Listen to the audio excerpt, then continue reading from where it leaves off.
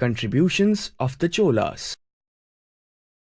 In this module, you will learn about the contributions made by the Cholas towards religion, education, art, architecture, literature, music, and dance.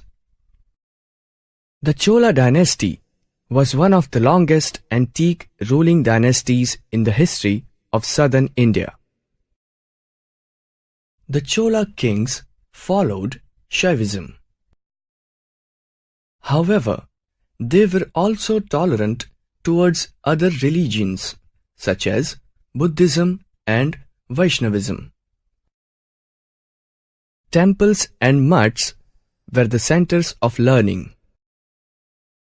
The inscriptions of Ennayiram, Thirumukkudal, and Thirupuvanam describe details about these learning centers.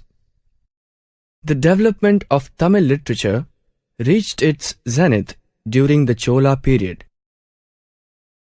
The two noteworthy creations of this period are the Ramayana, composed by Kambar, and the Periya Puranam or Thirutunda Puranam, composed by Sekizar. Nambiyandar Nambi compiled Penniruthirumarai.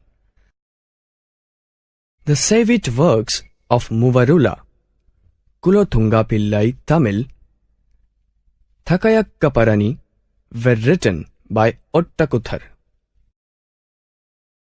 Jayan Kondar wrote Kalingathuparani.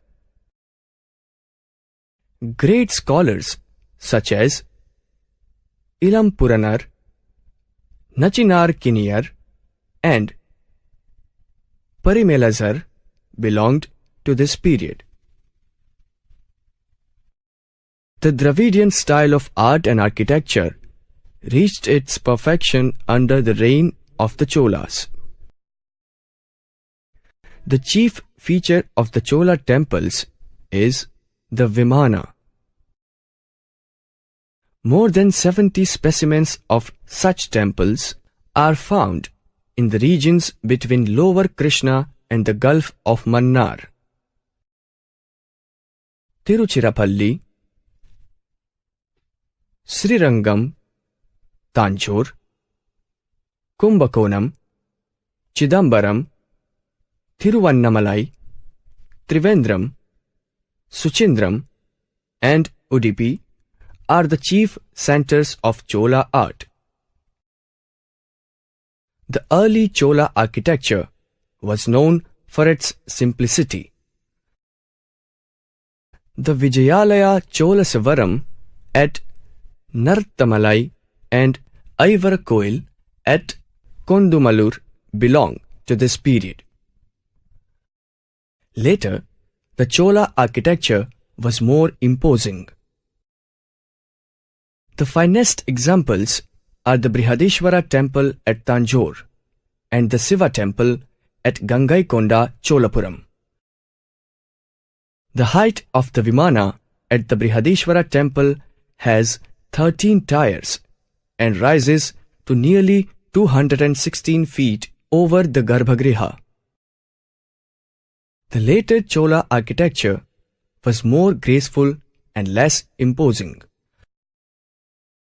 The Subramanya temple at Tanjore, Airavateswara temple at Darasuram, and the Kamapahareswara or Thirubhuvaneswara temple at Thirubhuvanam in Tanjore belong to this period. Some of these temples have now been declared as World Heritage Sites by UNESCO. Portraits, icons, and decorative sculptures are the main features of the Chola sculptures. The sculptures of Shiva, Vishnu, Brahma, eight-armed Durga in the Shiva and Vishnu temples are a few examples of the Chola sculptures. The Cholas were also well known for their bronze images. The Nataraja idol in the Nageshwara temple at Kumbakonam is the largest and finest image of Shiva. The bronze idol of Ardhanareshwara is another important specimen of the Chola period. The Cholas are well known for their paintings as well as the finest murals, which are paintings directly done on walls. The paintings of the Chola period are found at Tanjore, Thirumayam, Kanchi Kailasanatha Temple and Narathamalai Vishnu Temple.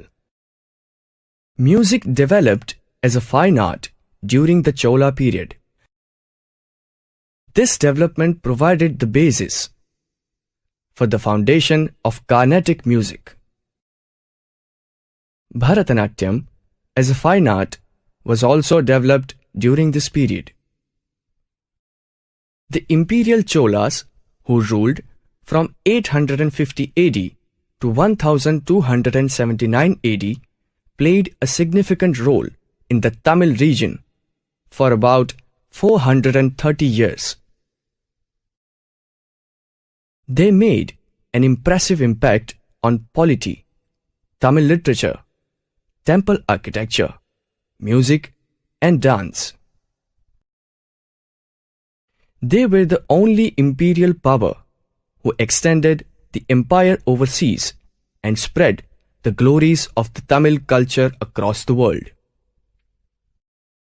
Let us now recap all the important points that we have covered in this module on contribution of the Cholas.